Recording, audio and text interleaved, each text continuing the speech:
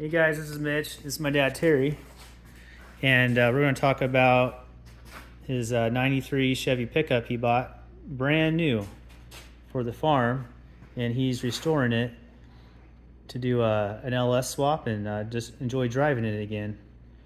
I know the first thing you had to do was replace some of the frame.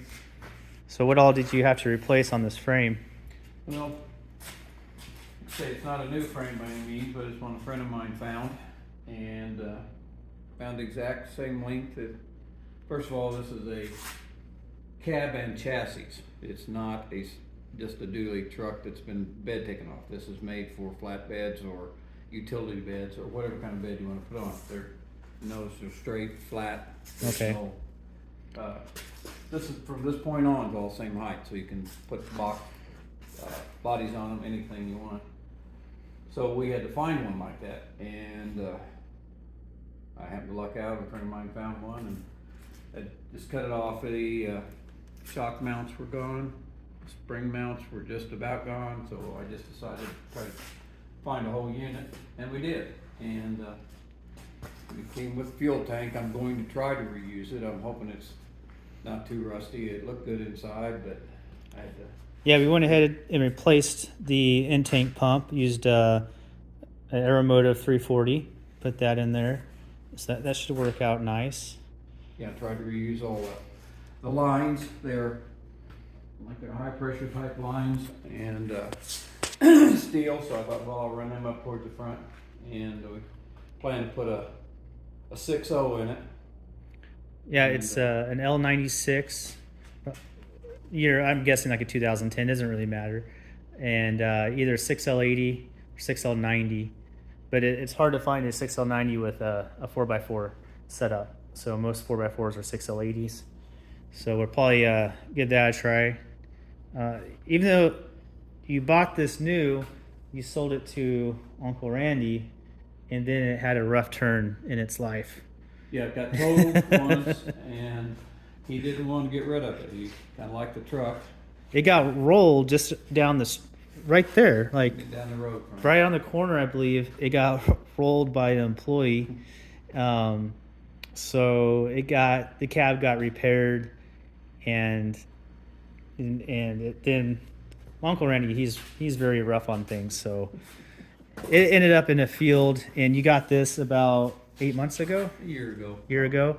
So I got it back from my Uncle Randy, and the interior is actually pretty good condition. A lot of it's out right now, but at least in Missouri, our dashes kind of stay together for whatever reason. I guess the sun's not as bad here, so the dash stay together. So it's mostly all original. Well, it is all original. All the trim pieces he has pulled out and put in a box. This is super cool. It has a manual transmission. What's the transmission called? NV 4500. NV 4500. They were fairly new at that time. They probably were out 1 year, and it was a 5-speed.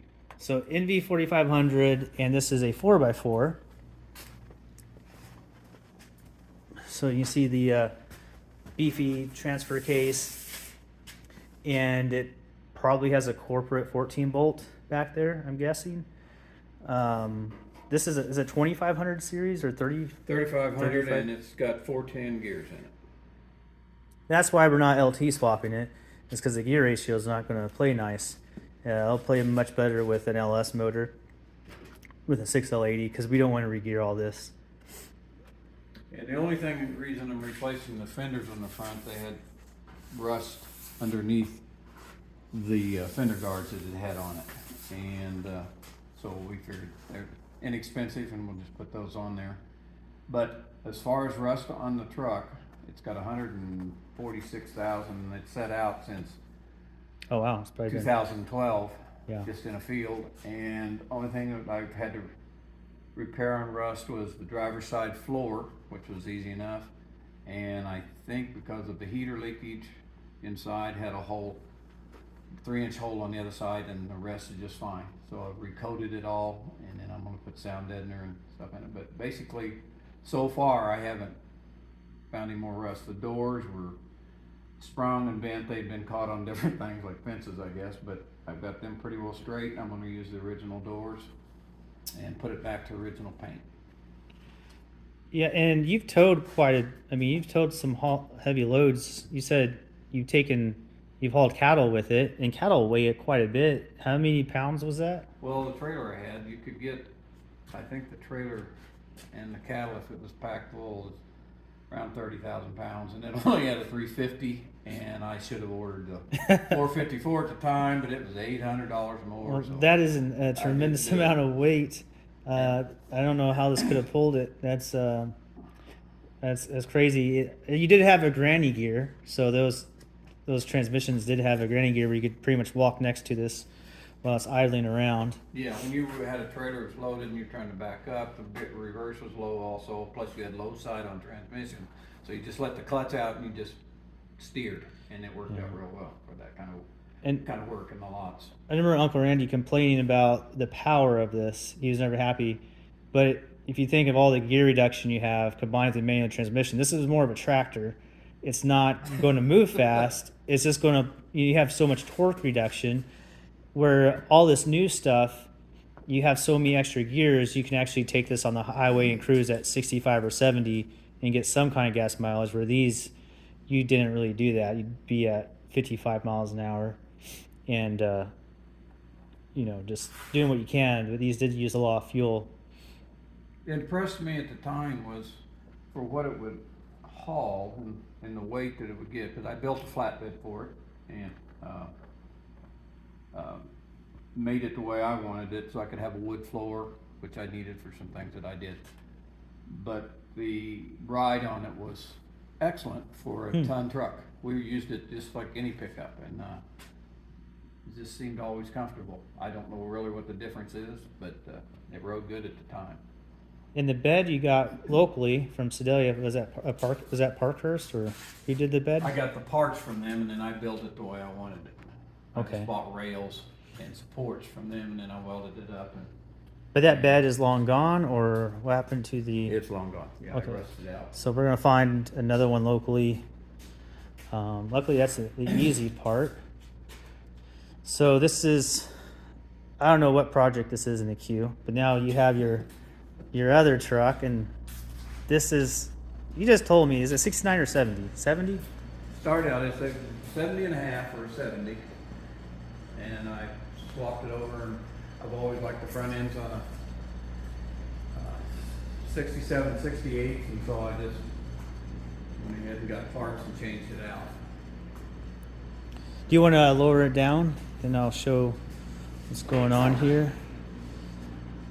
So this one was probably swapped a while ago. I don't know, 6 years maybe? Yeah, about 5 or 6 years ago. You all helped me do that. And I think we test drove it, did a burnout with no windshield in it. That's Cold weather. yeah. But this has a all aluminum 5.3. Forget what the code of that engine was. Out of a Trailblazer SS. I don't know if it was the LC9 or what. 80,000 miles on it out of Georgia somewhere. And then we put the LS1 or LS6 intake, and it's a stock engine right now. It just has headers on it. You got your standard cooling fans, and you shaved the firewall. And you've been painting on that, changed the brakes on it, and getting it back together. And you want to do a power tour in it, but still keep it pretty stock looking. So you want to keep those wheels, those rally wheels on there, which is nice because then it's going to ride a lot better with actually having some rubber on the road there. I tend to use it for stuff that I gotta do, and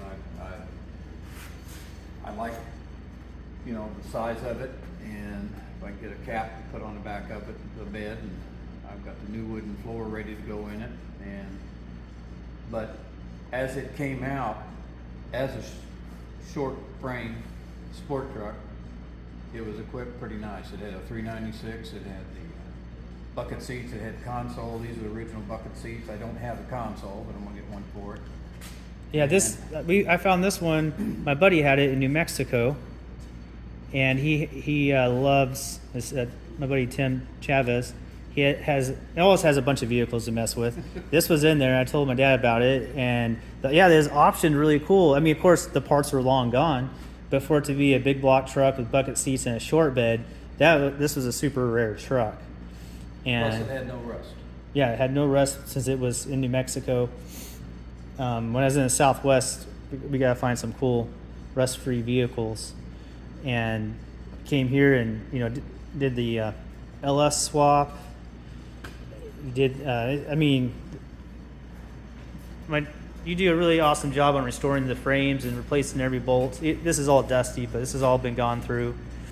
We're going to change some things with the fuel system. External fuel pumps aren't reliable, so we're going to do an in-tank pump. And we're going to wire this up.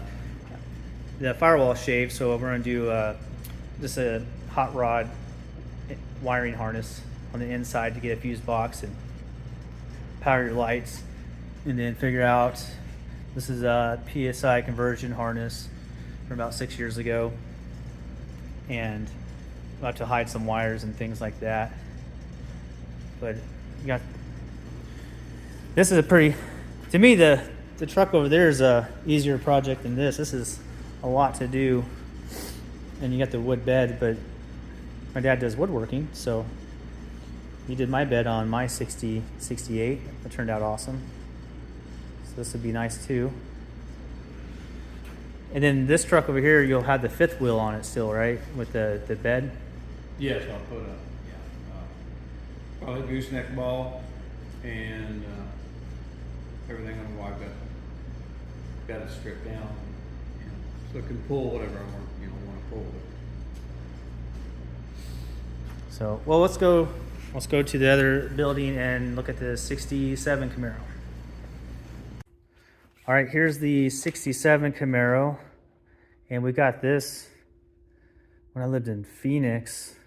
That was in, I don't know, 2009-ish, late, I don't know, 2010 maybe. And this was this is a RS 67 Camaro. It was blue with white stripes, and this got the Pro Touring paint scheme, and it's got the bigger wheels, Corvette brakes on it, the 4th gen Camaro seats,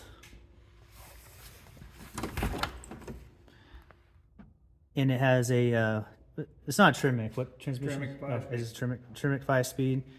Really nice. This car it's really nice, but the motor sucks. So that's had just lots of issues just keeping it going. It's this standard 350. So we are going to put a LT motor in it, but we're keeping that 5-speed manual transmission. So it's getting a L83, just like my Firebird. It looks like is there a cat in here? A little, some type of animal. I don't know because it's shut up. I don't know. I'm not sure. See, something was walking on this. My brother painted the car. He did a fantastic job, and this was the paint scheme. So super cool. It's all been gone through it. New quarters, new fenders. It looked super solid. We got from Phoenix. There was no rust, but it had been hit on every. Yeah, that's the unfortunate part. The quarters had no rust, but once we got into it, they were destroyed from accidents. So it ended up being, like everything else, more of a project than we hoped it to be. Yeah. We got vintage air in it. We added the cow induction. Cow induction hood, yeah. And this is done probably a long time ago. Jason, he owns Venata Fabrication, and he sells filler panels. So he probably made this at the beginning of his business, and now he sells these things daily. It's pretty neat. Got billet hood hinges. I actually found those at SEMA. Tried them out, and they look nice, but these are actually Chinese clones. I actually talked to the vendor there, but I was able to buy them there, and they seem to work okay. But yeah, this is going to get pulled out, the 350, drop in LT motor, and we'll have a nice driver. That's what all our projects are. For me and my dad, are nice drivers. We don't care about having 1 million horsepower. We don't want to be comfortable and have these, like we want to enjoy driving these. So, but this is a beautiful car. And there's my mom's Mustang, so she loves Mustangs. She's always had a sports car. Little four-cylinder, runs great. But that's our projects, or my dad's projects, and here's a parting view of the bed. And I know you're gonna do the floor. But just thanks for watching, the video on my dad's projects with the Camaro, the 2 Chevy trucks. And I'll be having some updates as more things get done on these. Thanks for watching. Bye.